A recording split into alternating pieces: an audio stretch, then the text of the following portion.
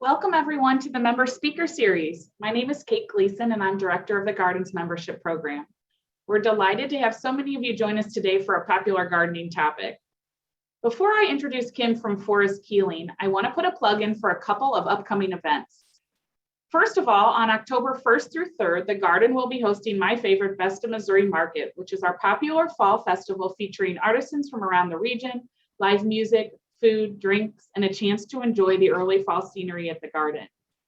With reduced capacity in place due to COVID-19, I highly recommend you reserve your dated tickets now if you plan to join us for the weekend. It is very possible we will have some days sell out. Tickets are $16 for the public, $8 for members, and free for festival level members and above. To reserve your tickets, please visit our website or call the membership office. If you have your member ID number handy, that'll be easiest for ordering. And again, those tickets are dated, so you'll need to choose if you plan to come on the 1st, 2nd, or 3rd.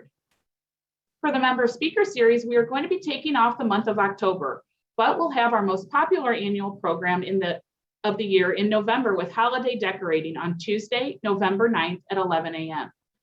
This year, we're teaming up with Rosito Pexon of Twigs and Moss for this festive presentation on how to ready your home for the holidays. Registration for this virtual program is available now, again, through our website or by calling the phone number on the back of your membership card. Now it's my great pleasure to welcome Kim Lovelace-Hainsfurther, President of Forrest Keeling Nursery in Ellsbury, Missouri. Forrest Keeling is a family-owned and operated nursery and has been in operation for more than 70 years. For her part, Kim holds a Bachelor of Science in Agriculture with a horticulture emphasis from the University of Missouri-Columbia. She has more than 30 years of experience in the nursery industry and has held numerous leadership roles in regional, state, and national trade organizations, including the Missouri Green Industry Alliance, of which she currently serves as president. A little housekeeping, the first part of Kim's program today has been pre-recorded at the nursery. We'll then learn more about the nursery. Here in the pre-recorded section, we'll learn about the nursery and the natives that they grow. We will then join Kim live from Forrest Keeling, where she will have a few additional slides to share and end with a Q&A session moderated by me with questions supplied by you. Please use the Q&A function on Zoom to type any questions for Kim, and we'll do our best to have as many answers as possible for you as time allows. Thank you as always for joining us and for your continuing membership support of the Missouri Botanical Garden. Now on to the show. Hi, I'm Kim Lovelace-Hainsfurther. I'm president of Forrest Keeling Nursery here in Ellsbury, Missouri, and we are a native plant grower producing nearly 500 species of native plants. And we've been asked to talk to you guys today about native plants. And before we do so, our mission here at Forrest Keeling is restoring Earth's ecosystems one tree at a time. And in order for us to do that, we also feel we need to be sustainable and practice what we preach. So we do several things here at Forrest Keeling to promote healthy air, water, and soil.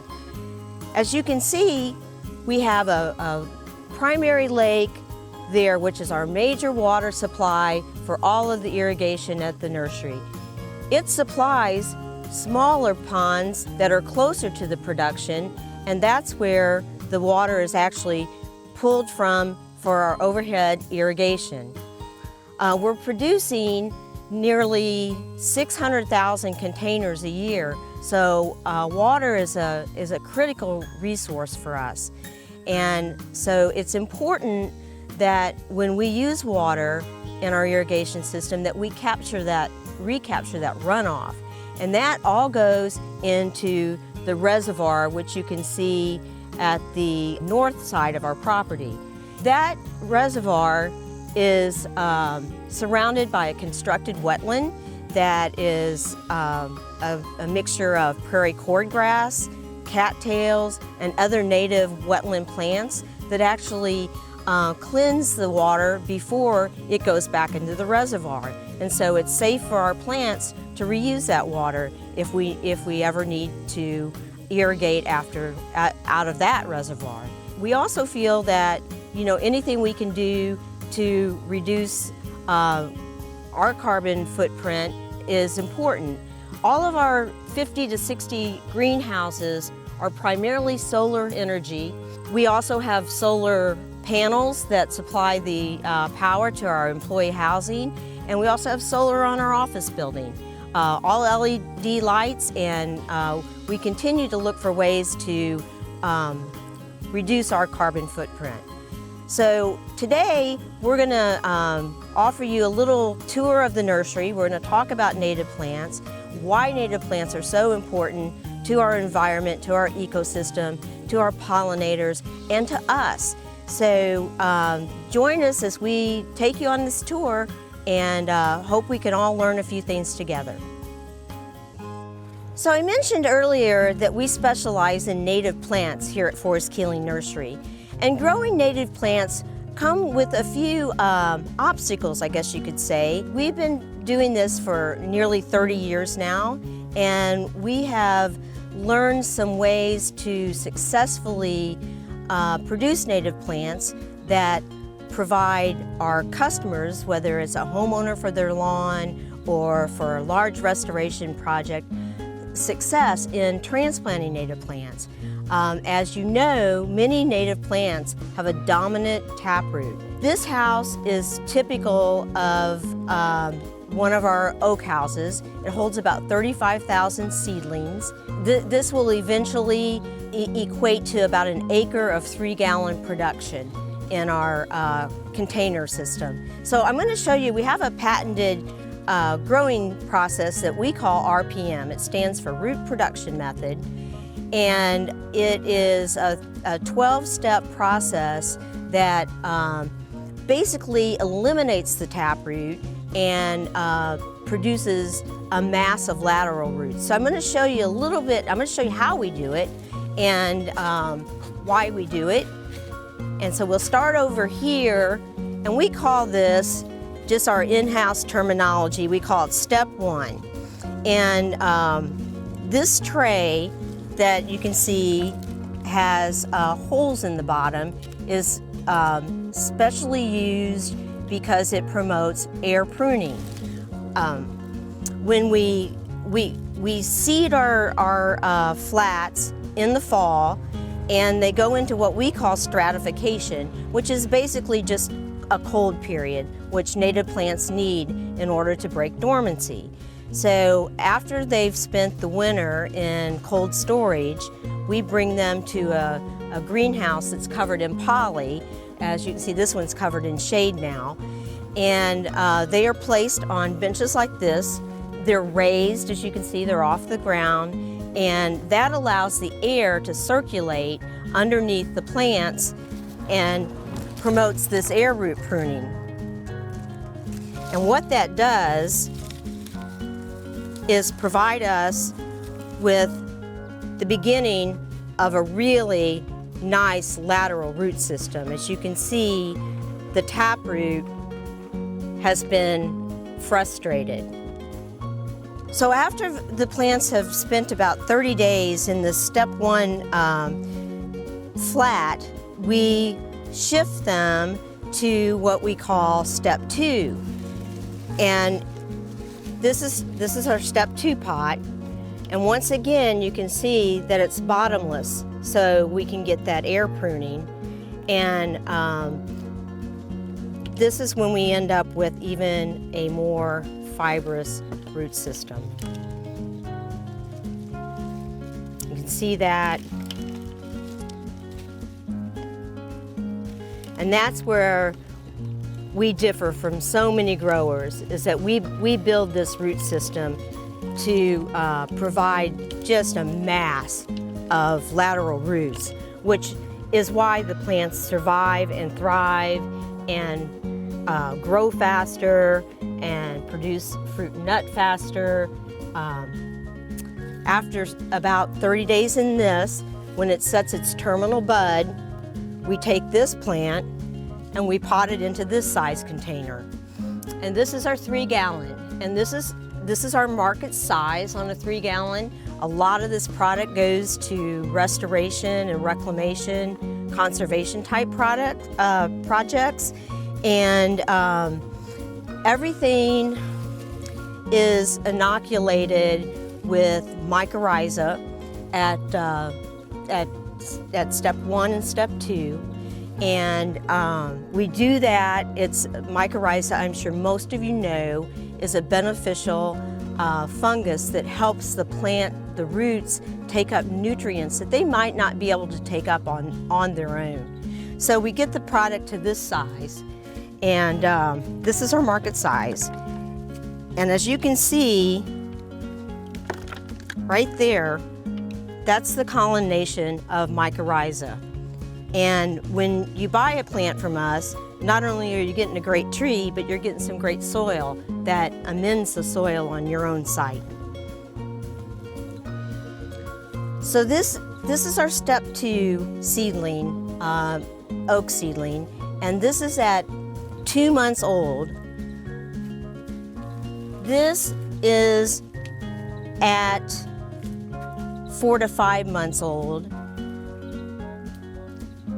And this is, again, this is the size that we use, this is kind of our bread and butter.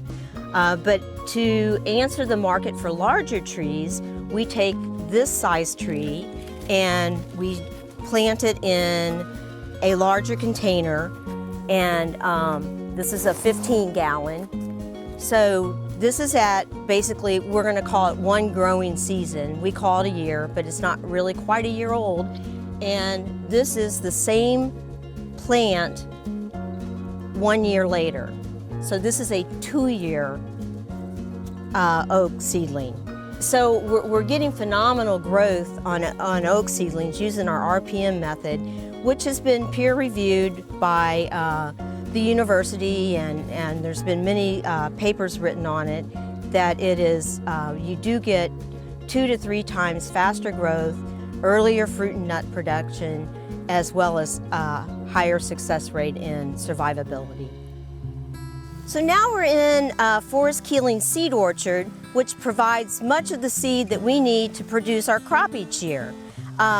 These trees have been selected and chosen for their color and their shape and leaf shininess and lots of different characteristics. To learn more about how oaks are so important to our environment and to our pollinators, this is the wonderful book on the nature of oaks, and it's written by Doug Tallamy, and he gives a month-by-month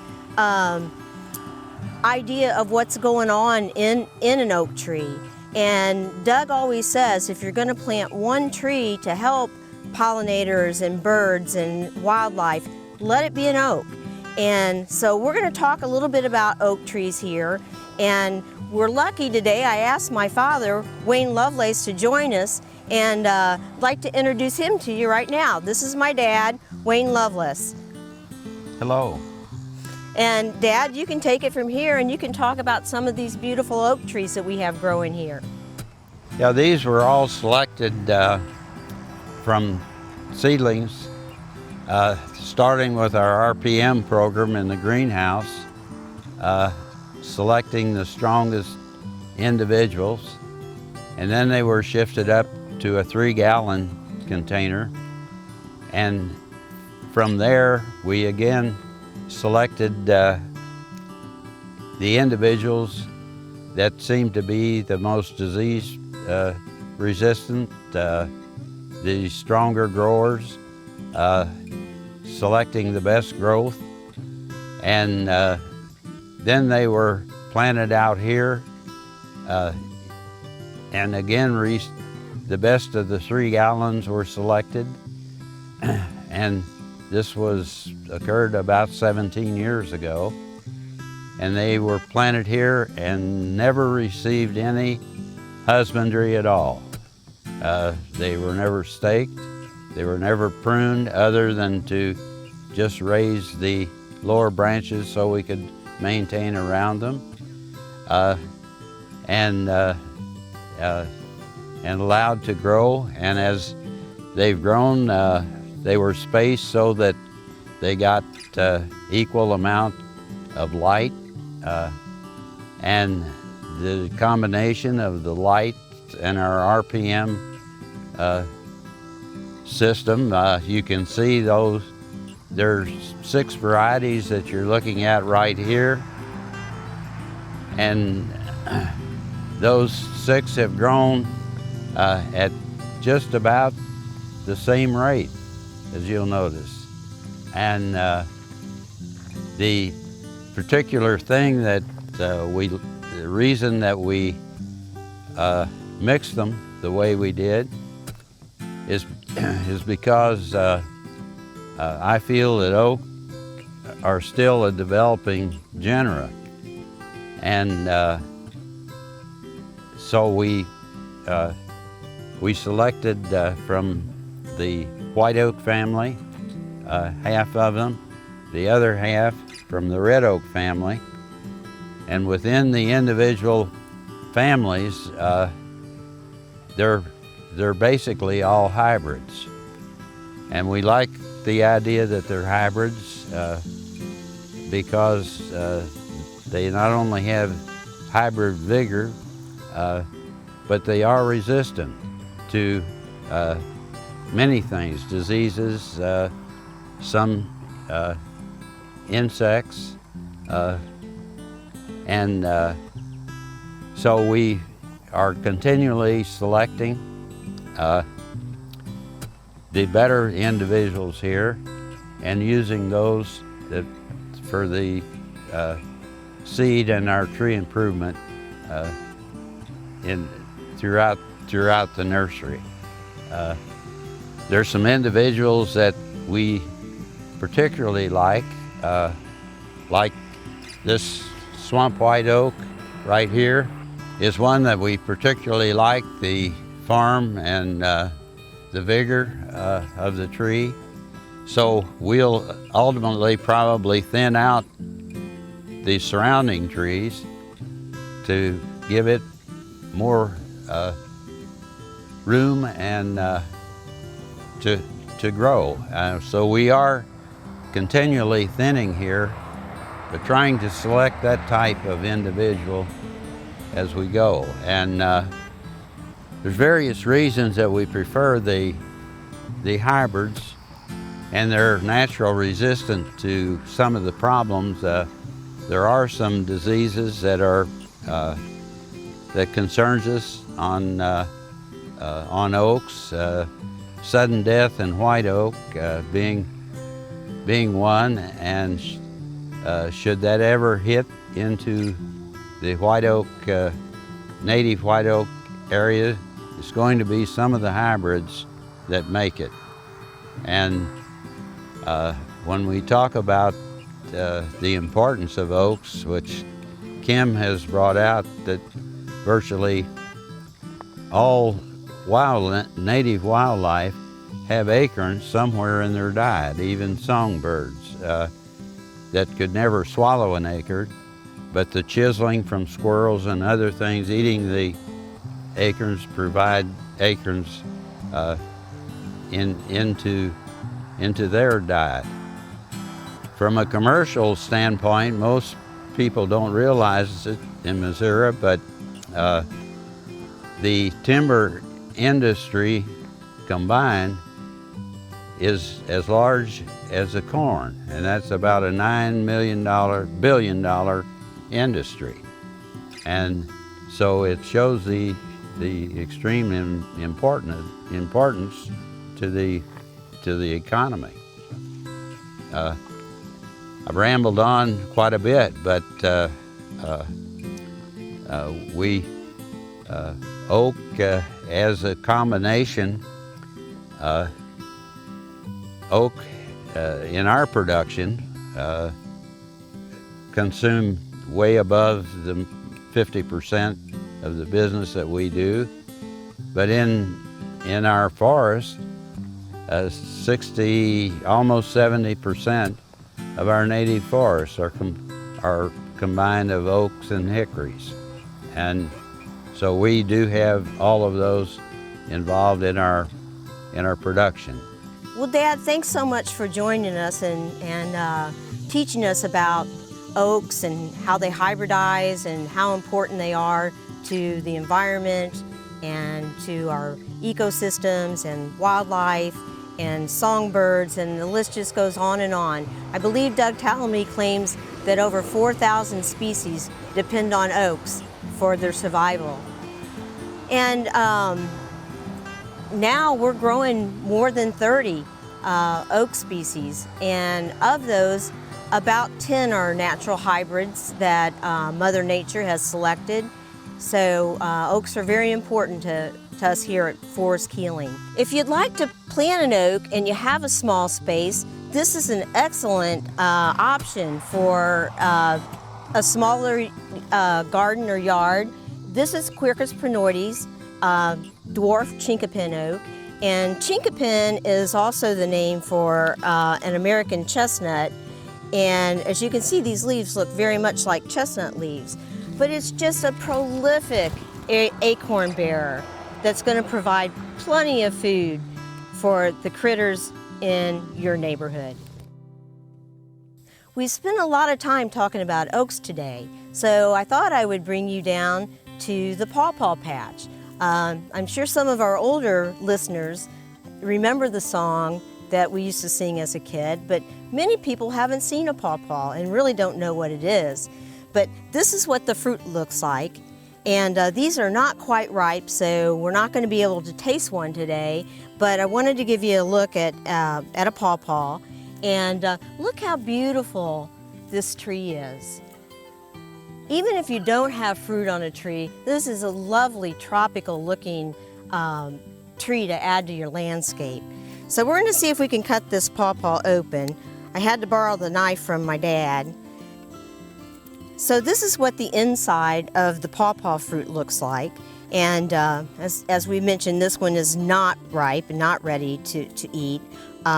When it is ready, the texture is so smooth you can scoop it out with a spoon and eat it right out of the skin of the pawpaw. And they're a little hard to find in markets because they do have a short shelf life, but you're starting to see more of those. And there are more people planting them. And if you'd like to add an edible to your landscape or to your yard, this is a great option. Our native pawpaw, Simina triloba. Well, I'm here under this beautiful native American plum tree, and this is absolutely one of our favorites for wildlife, for birds, and it's Prunus americana, and if you can beat the birds to them, they are delicious. Oh my gosh. Also make wonderful jellies and jams. This is a hackberry tree, Celtis occidentalis. We feel it is very, very much underutilized in the industry. It is a beautiful tree. It's a wonderful wildlife tree, wonderful for pollinators and especially for songbirds. This tree, we think, has been here a little over 70 years, at least as long as the nursery's been here, and it just makes a beautiful specimen for anybody's yard. This is chokeberry, also known as Aronia melancarpa, and this is a wonderful edible to add to your native landscape. Wonderful for birds.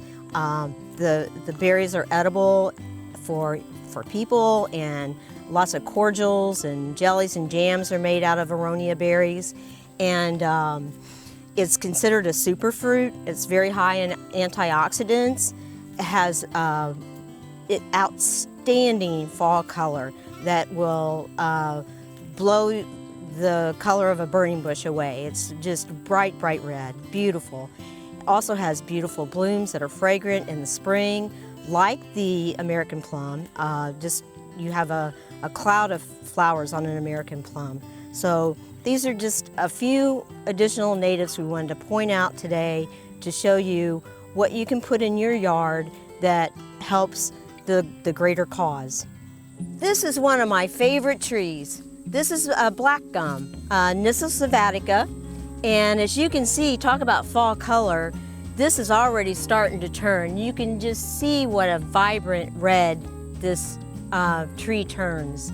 And it is a great tree for birds and wildlife as well. It has this nice glossy, shiny leaf, and this tree has beautiful symmetry, and it's never been pruned. This is part of our seed orchard, so we don't do any husbandry to these trees. So it would make a great addition to anybody's yard. And you know, one thing we haven't talked about today is fall planting, and fall planting gives you such an advantage over spring planting, because when you plant in the fall, the roots of that tree or shrub or even a perennial continue to establish and grow into the surrounding soil as long as the soil temperatures stay roughly above 55 degrees. So while it's establishing later than in the spring, it also, when the soil starts to warm up, the roots start establishing again before the leaves even appear. So it's just a great time to plant, and always take advantage of fall planting if you can. Well, I want to thank everybody for joining us today for the tour of Forrest Keeling, and I hope you've all learned a little bit more about native plants and why they're so important to our environment, and how even you in your own backyard can do a little to help the cause. I'm getting ready to head back into the office for questions, but before I do that, I want to invite everybody out to visit Forrest Keeling. It's a scenic drive out up Highway 79, just shy of an hour, and we've got lots to look at, and we'd love to have you here. See you in the office.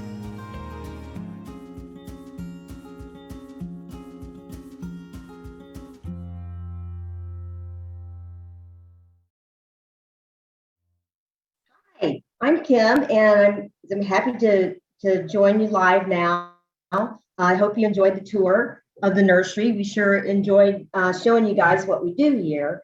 I've got a few slides I'm going to present before we open it up to questions and answers, but I'm sure looking forward to interacting with you guys. So bear with me here as I share my screen, get this ready to go.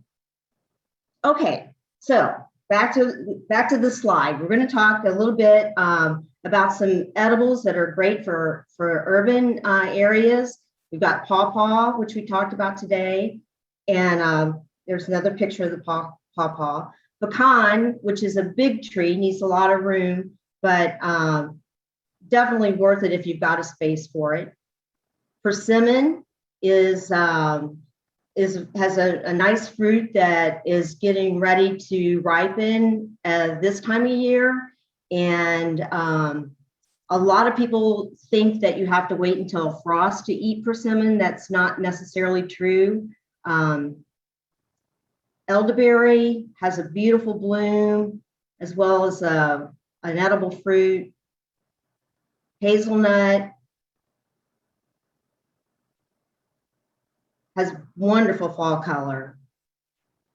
And aronia, and again, that has a really beautiful fragrant bloom and a nice berry. And then there's the fall color, just outstanding fall color. So edible native species help us in our environment. They support pollinators, birds, and soil health. So I thought we would talk, since fall is upon us. Doesn't feel like it outside quite yet, but I think maybe tomorrow it's going to start cooling off a little bit, that we would talk about some native trees with outstanding fall color. The first one is the black gum, which I showed you an example of, which was already starting to turn, and that the video was actually filmed a couple weeks ago. So it's, I'm sure, even more color is showing in it now, but there's a specimen of black gum in its fall color. Nettle oak, another great one for fall color.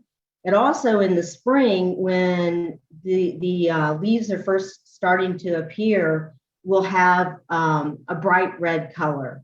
So it has some spring interest too. Sassafras, one of my all-time favorites. Beautiful fall color. Sugar maple. You know, a lot of people plant red maple, but the sugar maple has a little more yellow in the color spectrum than a true red maple. Scarlet oak. It's why they call it scarlet. It has beautiful, beautiful fall color. And this one is actually native a little south of here, but it will do well here. It's sourwood, beautiful color. And then this one I think gets a bad rap because of the sweet gum balls, but boy, does it put on a show in the fall. And then bald cypress, and this is not a very attractive picture, but it gets this coppery color that is, you know, and then it's got the fine featherly needles, and it's just a beautiful, beautiful tree to have in the fall. So the last slide I'm sharing is what we've kind of classed here as 10 top native alternatives. And when we say that, we're talking about alternatives to some of the trees that have and varieties that have become problematic in our landscape, such as Bradford pear and you know, some, of course, you all know bush honeysuckle and some of these things that can really create some issues in our native forests. So Eastern Wahoo is not a very well-known tree, but it's actually a euonymus. And there's the little flower and the leaf of a wahoo. The viburnums, there's many of them. This one happens to be Lintego, which has a nice glossy leaf, nice bloom. The American beautyberry. This tree really puts on a show about this time of the year when the berries become ripe. It's also, it can repel insects. It can do some other things in your yard that Mother Nature has designed. Sumacs, you see them, you know, they're really nice in a naturalized area. This one's Rose copalina, which is just a brilliant red fall color. And the rest of the year, it has that nice shiny leaf that has a beautiful look to it. And you get with the high cuticle like this in a plant, you get more insect resistance. Buttonbush has beautiful bloom, but it does kind of look like the COVID thing. So I don't know, but it's a great plant. Wetland, it's a wetland species. And sweet spire, this is Itea, really puts on a show in the spring, and it also has great fall color. And the serviceberry, the amelankers, great option instead of a calorie pear. Fringe tree, this is a beautiful plant, very underutilized. Chiananthus, and it also has beautiful fruit this time of year. Yellowwood, very beautiful blooms in the spring. And then, of course, oaks. So those are our top 10 native alternatives. So I guess at this point, I'm open for questions and Yeah, we hearing from you guys. Yeah, definitely. We've had some ones throughout your video and your presentation. So I'll do my best to get as many to you as possible. So the very first question we had before we even really got started, talk about transplanting shrubs. When and how, And is it feasible to do it successfully? So any expert tips you have on transplanting shrubs? Well, so I'm assuming that the question pertains to an existing shrub in the landscape Yeah. that they would like to move. The first thing you have to do is wait for that plant to go dormant. It needs to be, the leaves need to be off of it. So in our area, I would say you would want to do it late October, early November. And you want to get as much of the root system as you can when you dig it up, and it should transplant fine. There are some native shrubs or shrubs that transplant easier than others. I don't know the particular type. When you get into anything with the taproot, it becomes difficult. So, but most shrubs do not have taproots. Okay, great. Well, and that was the next question. Do the trees, and this came in while your video was airing, do your trees ever develop a taproot? Are they as stable many years down the line when a storm comes through? So maybe talk to everybody about what is a taproot, at least for me, I don't know. And then kind of talk a little bit more about that. Sure, and that's a good question, and that is probably one of the most common questions we get about the way we grow our trees.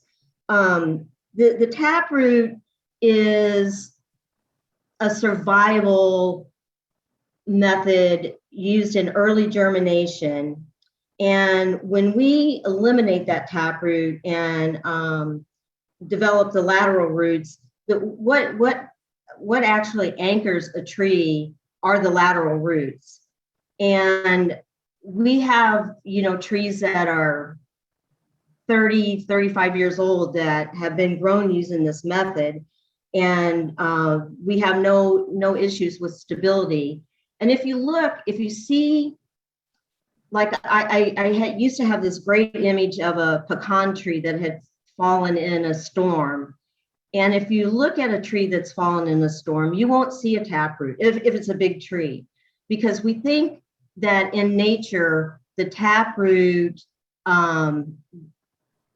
goes away at about the 18 to 20 year mark in a tree's life. It's not there anymore. So when you see a big tree that has fallen, you generally won't see a taproot. Mm-hmm. Interesting.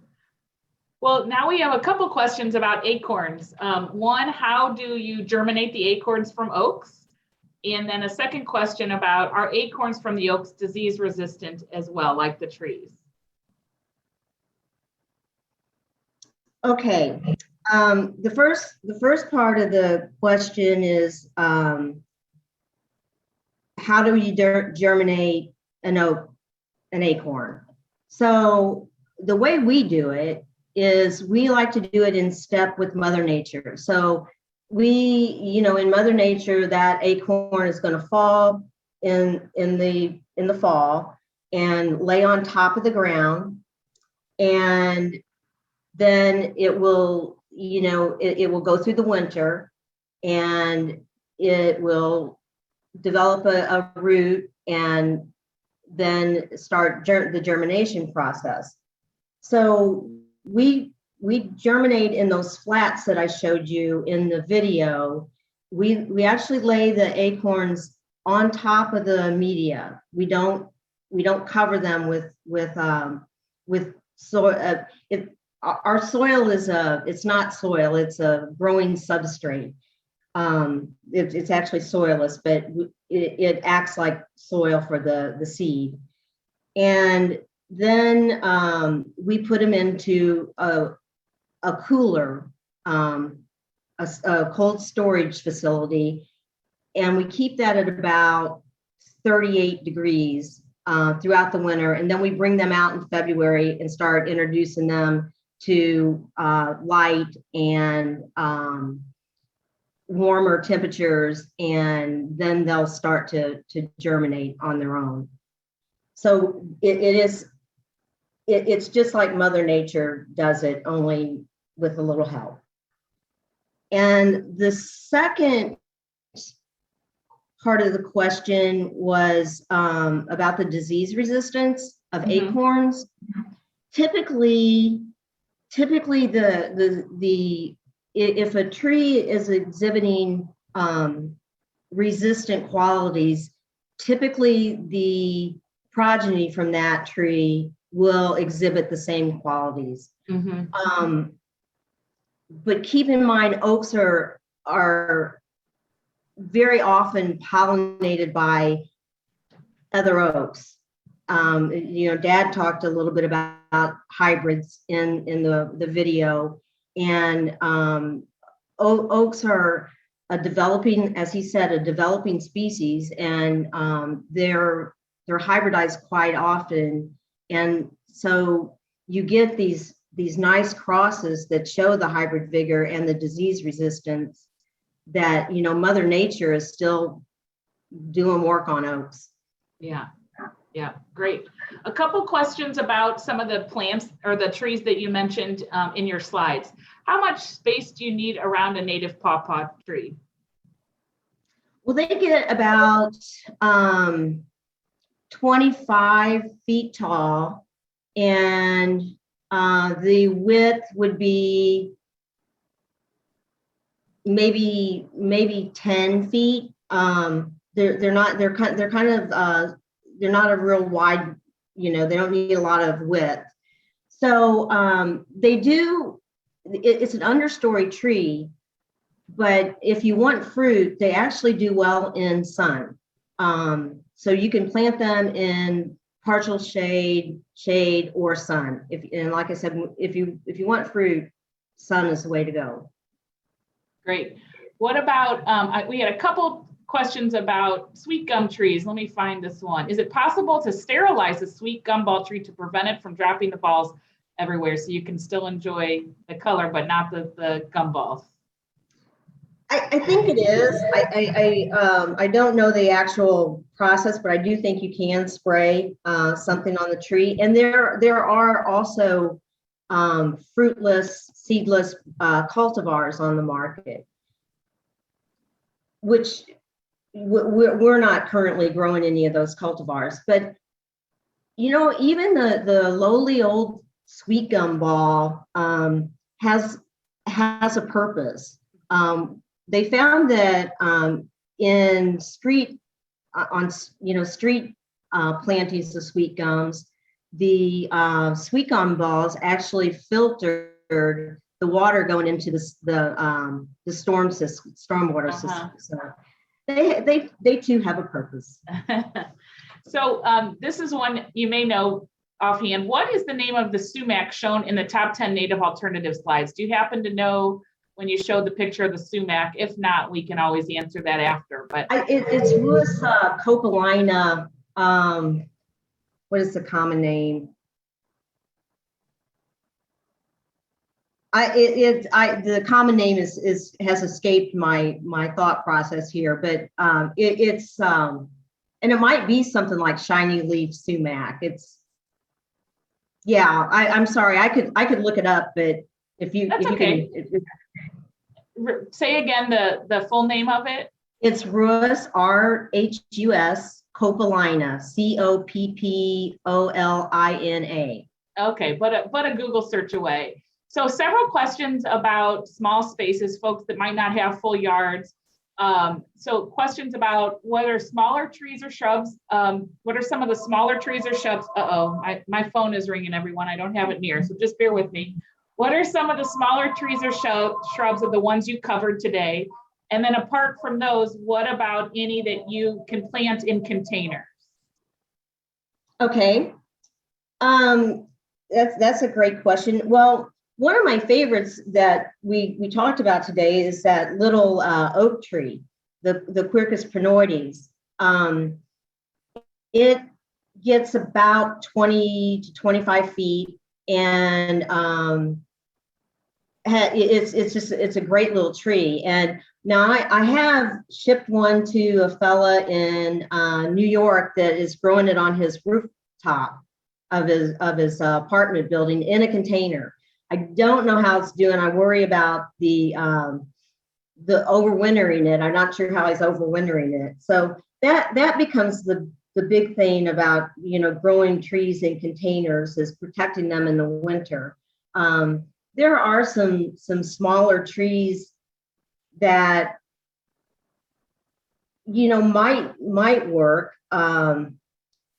It would have to be in a pretty large container, and again, keeping them protected in the winter would be problematic.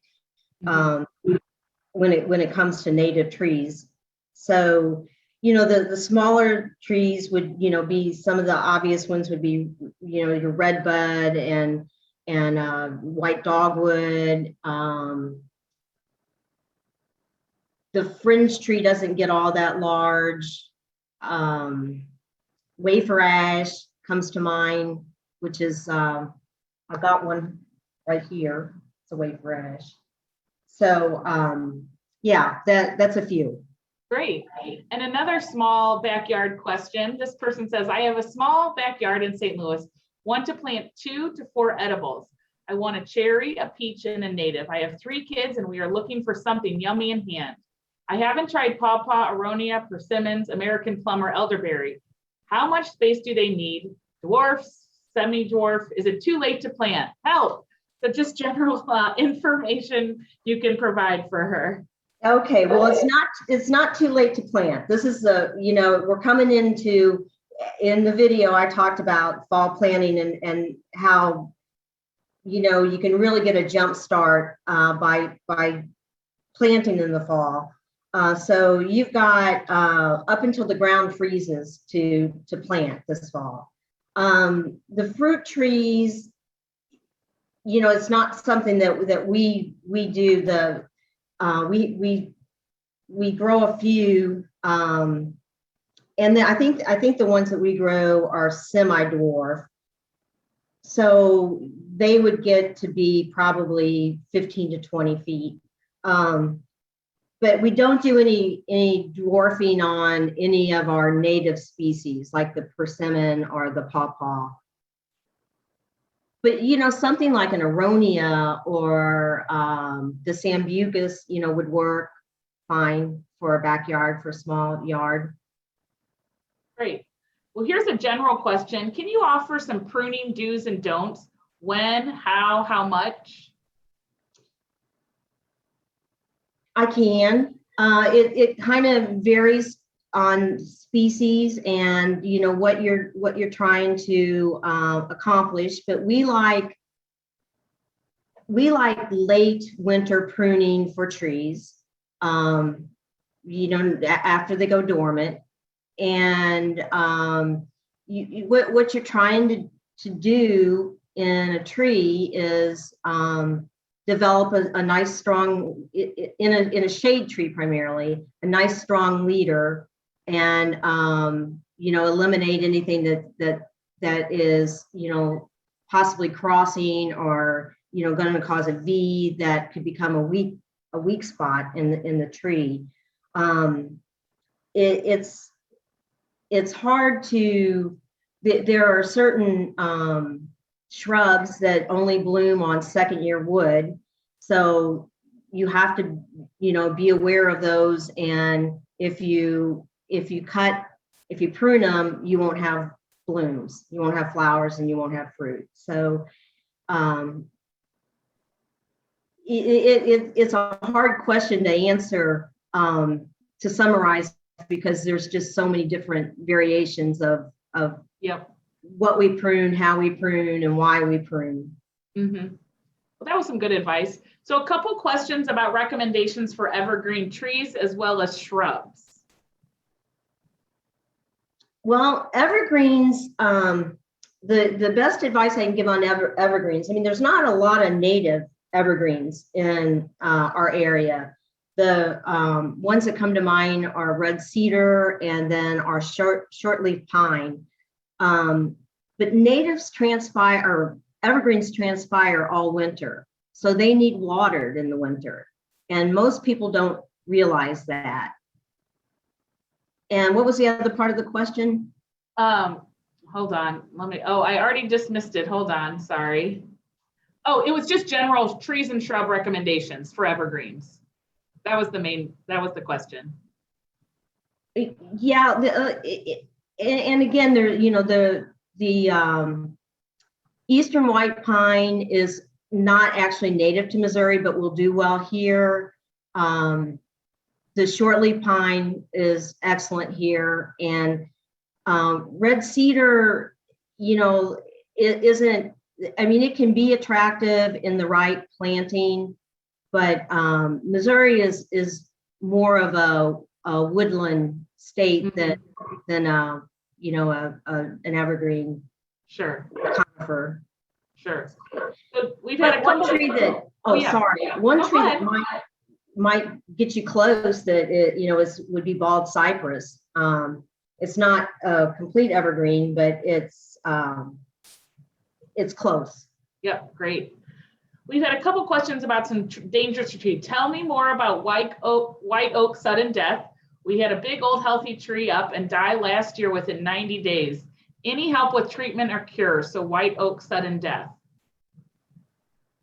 Well, I don't think that's what I don't think that's what would have caused the death of that tree, because it's really not the Phytophthora pathogen that causes sudden death is not in the state of Missouri yet. We are constantly concerned. Last year there are host plants that came out of Oregon that were shipped to retail operations throughout the state, and the state, you know, did their best to track it down and you know, collect the plants that were. They did find the sudden oak death on the pathogen on these host plants. So I'm not sure, you know, there's some other diseases that that can cause you know, white oak to some mortality in white oak, but I don't think it was sudden oak. Okay. A question about the emerald ash borer, somebody who lost a couple of emerald ash trees. What do you recommend to put in its place? Well, there are some nice, you know, the hackberry would be an option that we showed in the video. Elm is quite often planted in place of the green ash, some of the American elms. And another great one would be black gum. And what about, is it okay to be growing or planting those new trees in between the dying stumps of the ash trees that were removed? Yes, because the emerald ash borer is specific to the ash species, and it does not. Now, I did talk about fringe tree in the slideshow, and fringe tree is in the same family as ash, and it might be susceptible. So that's one of the only fears with that tree, is it could be susceptible to the emerald ash borer. Okay, so that'd be one to avoid. Yeah. Great. So a question about, somebody said they already have a number of different oaks and they're looking for a non-oak large shade tree for a front yard area as big as 60 by 90 feet. I guess they saw the American beech on your site. Any thoughts on that or other suggestions for a non-oak? Well, the beech is in the same family as an oak. They're cousins. And I have a beautiful American beech in my yard, and their native range is a little east of here. But if you can get them, as you know, as long as you can get them established, they'll do well. And they're a beautiful tree, absolutely gorgeous. Great. So that sounds like a good choice. Last year, a neighbor suggested adding iron to the soil around our stressed oak tree. Seemed to help. Should we give trees vitamins? I mean, that's probably more of a question for an arborist. It seems like there are some, I'm not sure what type of oak we're talking about, but there are some oaks that are more sensitive to the pH in the soil. And pin oak is very sensitive. And I know there are a lot of pin oaks planted in St. Louis, and they get chlorotic looking. And yes, iron would help that situation. Okay, great. Any other common additives or things that you recommend just generally? Not what I would recommend is making sure you're putting the right tree in the right soil. Doing some research and seeing what the toleration level of a certain oak tree is for pH, and testing your soil pH is pretty simple to do. I don't know if there's any Mizzou alumni on the call or not, but the oaks that are planted around the Francis Quadrangle have suffered from this pH thing for like 40 years, and they're getting ready to replace those with white oaks that aren't as sensitive. Pin oak is in the red oak family, and there are two families in the oak family, red oaks and white oaks, and the white oaks seem to tolerate pH a little better, a higher pH. Great. So a couple questions have come up about galls. Here's one. Are there hybrid oak trees available that are resistant to wasps that make galls in them? Our neighborhood is in the process of losing many oak trees because of the galls. The gall is can be an issue. In most cases, it doesn't cause mortality in the tree. It's not, it's not pretty to look at. And yes, I think if you look at oaks with a higher, we talked about the cuticle, the shiny leaves. I think if you move towards those types of oaks, that you would see some resistance to that gall. We have very little of it here. And so, I can't off the top of my head say which ones seem to be more resistant than others, but it makes sense to me that the thicker cuticle on a leaf would provide some resistance. And the best way to handle to break up that life cycle of the gall wasp is to make sure that you clean up all the leaf litter at the end of the season, because that's where they overwinter. Okay, great. That's helpful. A quick one. Could you please repeat what RPM stands for? Root production method. Great. And then a couple questions about your slides. So just to let everybody know, at the end of this, maybe Kim will go through and just have your slides for a few seconds each so people can jot down some of those. So we'll end with that. So fear not, folks who didn't get a chance to write down all of Kim's expert recommendations. We'll do a couple more questions before we close out. Here's one. My yard is unfortunately on top of rock, so there's only 12 to 16 inches of dirt to support the root system of a tree. So I try to stay away from trees that develop large tap roots. What trees or bushes would be best, and what should absolutely be avoided in this situation? Thanks. Well, again, we look to nature to answer these types of questions. And so what comes to my mind is, what do I see growing in rocky areas? And Quercus prenoides, the little dwarf chinkapin oak, would probably do okay. Red cedar would do great. That you see those growing right out of a rock. It's amazing sometimes that they can even survive. You want to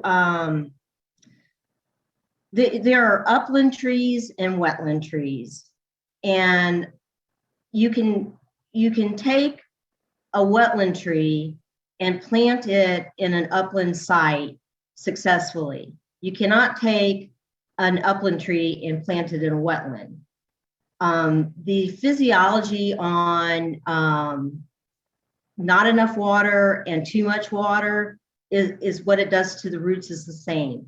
And that's why you can make that move.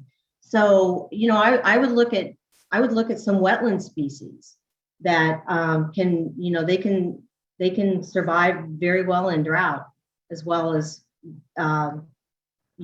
flooding and water situations. Great. So here's another question, another recommendation on a kind of tree that you recommend.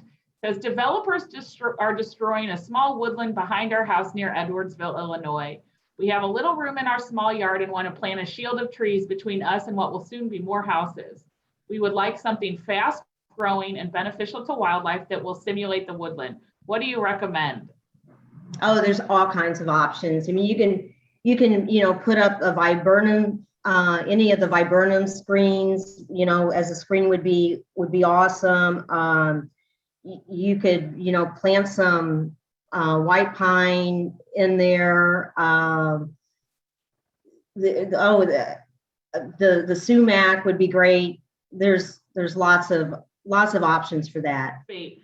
A final one that I think would be helpful and would be a nice way to give your the business a little bit more plug. A question came: can we purchase your nursery stock anywhere in St. Louis?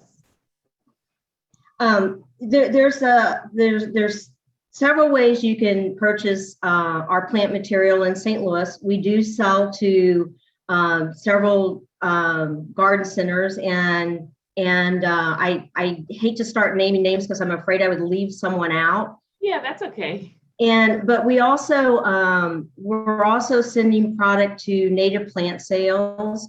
We just did one last weekend at Shaw Nature Reserve. There's 2 more coming up in St. Louis. The one at Webster University and one at Raceline Industries. And if you go on our website and go to the residential tab, it'll take you to those plant sales, and you can order, and then we'll bring them down. Great. Okay, good. Well, again, I think that's probably where we'll end, again, lest we tempt fate. But would it be possible, we'll see if this is possible, to share your screen again and just maybe have those slides on display so folks can get their pens out and scrawl some of your fantastic recommendations again. I think specifically that last slide was of most interest, but I had a few questions throughout. So yeah, perfect. So folks, as she shares the screen, just a reminder again that we won't have a program in October, but we'll be back for November for holiday decorating. And I just have to thank Kim, first of all, for entirely producing that video that she shared. It was fantastic to see your property. It was fantastic to see your dad, and certainly to have sort of an insider's look at the business and the amazing work of your nursery. But then thank you for taking the time today. We have many unanswered questions, I'm sorry to say, but I think that just means those folks that didn't get a question answered have a trip to Ellsbury in their future, because I'm sure your staff is ever available to answer that and make good recommendations. So thank you again, everyone. We'll have Kim keep these slides up, maybe go to the next one and do the same, and then we'll close out in just a few minutes. So have a great day, everyone, and we will see you for holiday decorating in November. Bye-bye. Thank you, everyone.